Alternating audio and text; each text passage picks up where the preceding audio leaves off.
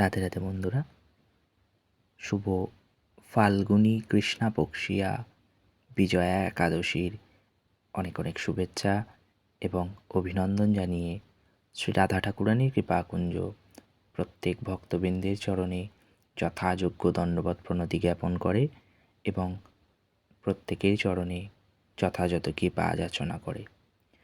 আজ পরম পবিত্র পুণ্যময় মাধব তিথি, আর প্রত্যেক মাসের মতো ফাল্গুন মাসের একটি একাদশী তিথি বিজয়া একাদশী। তো আজ সেই ফাল্গুনী কৃষ্ণা পক্ষিয়া বিজয়া একাদশী, আর আজকের সেই বিজয়া একাদশীতে আমরা শ্রবণ করব একাদশীর শুভ ব্রতকথা বা ব্রত মাহাত্ম্য। চলুন শুরু করা যাক আজকের বিজয়া একাদশীর ব্রত মাহাত্ম্য। যুধিষ্ঠির বললেন, হে বাসুদেব, ফাল্গুন মাসের কৃষ্ণা পক্ষিয়া একাদশীর ব্রত মাহাত্ম্য অনুগ্রহপূর্বক আমার নিকট বর্ণনা করুন। তদুত্তরে শ্রীকৃষ্ণ বললেন, হে যুধিষ্ঠির, এই একাদশী বিজয়া নামে প্রসিদ্ধা। এই একাদশী সম্বন্ধে একসময় নারদ ঋষি কমলাসন ব্রহ্মাকে জিজ্ঞাসা করলে সেই ব্রহ্মা যা বর্ণনা করেছিলেন তাহাই আমি তোমার নিকট যথাযথ কীর্তন করব। এই পবিত্র ব্রত পাপ নাশনকারী এবং নৃপতিগণকে জয় দান করে, তাই ইনি বিজয়া নামে প্রসিদ্ধা। পুরাকালে মর্যাদা পুরুষোত্তম শ্রীরামচন্দ্র পিতৃসত্য পালনার্থ 14 বৎসরের জন্য বনে গমন করেছিলেন। সীতা ও লক্ষ্মণের সহিত রাম যখন পঞ্চবটী বনে অবস্থান করছিলেন, সেই সময় লঙ্কাধিপতি রাবণ সীতাদেবীকে হরণ করেন এবং সীতার অনুসন্ধানে রামচন্দ্র চতুর্দিকে ভ্রমণ করতে করতে মৃতপ্রায় জটায়ুকে দেখতে পেলেন এবং তার নিকটে রাবণের সীতাহরণ বৃত্তান্ত অবগত হলেন। তারপর নিহত কবন্ধকে দেখলেন। সুগ্রীবের সহিত রামচন্দ্রের মিত্রতা স্থাপন হল এবং সুগ্রীব ও অন্যান্য বানরের সৈন্য সহিত সীতা উদ্ধারার্থ রামচন্দ্রের সহিত মিলিত হইল।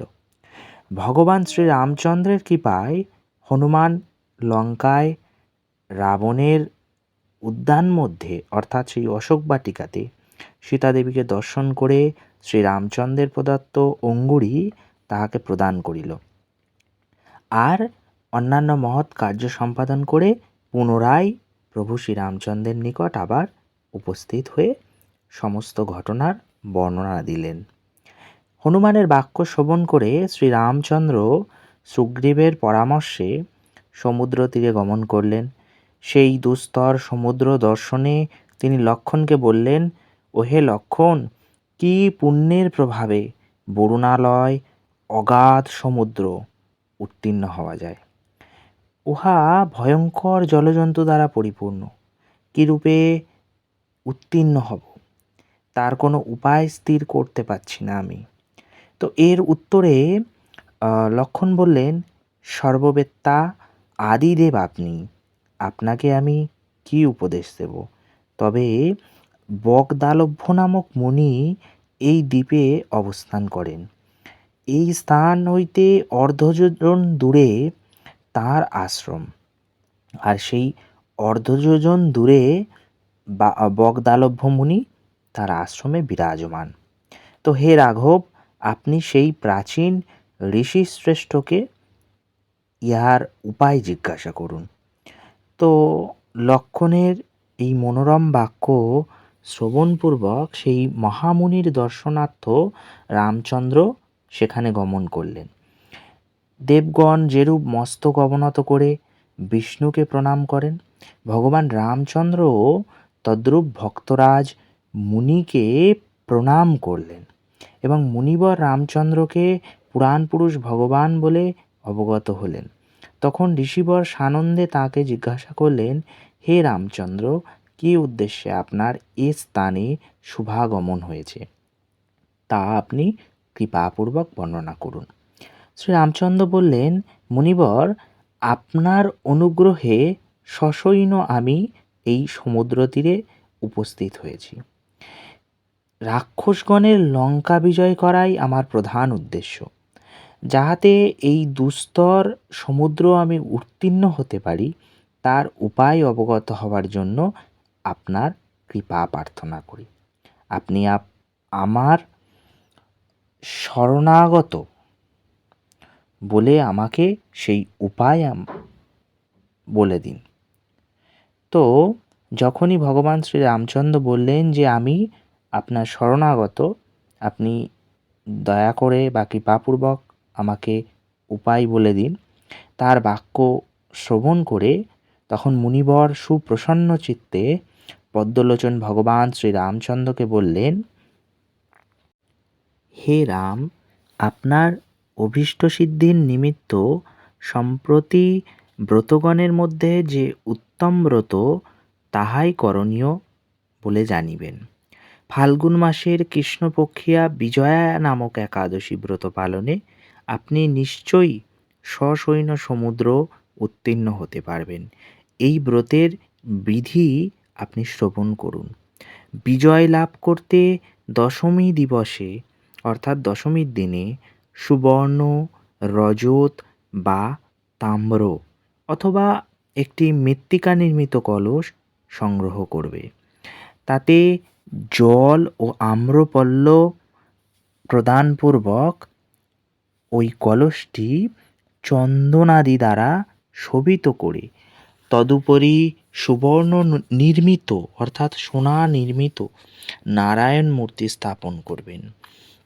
একাদশী দিনে যথাবিধি প্রাতঃস্নান করত উক্ত কলসের কণ্ঠে মাল্য চন্দনাদি দ্বারা ভূষিত করে উত্তম স্থানে স্থাপন করবেন এবং গুবাক ও নারকেলের দ্বারা অর্থাৎ এই নারকেল আদি সমস্ত ফল দ্বারা তাকে পূজা করবেন।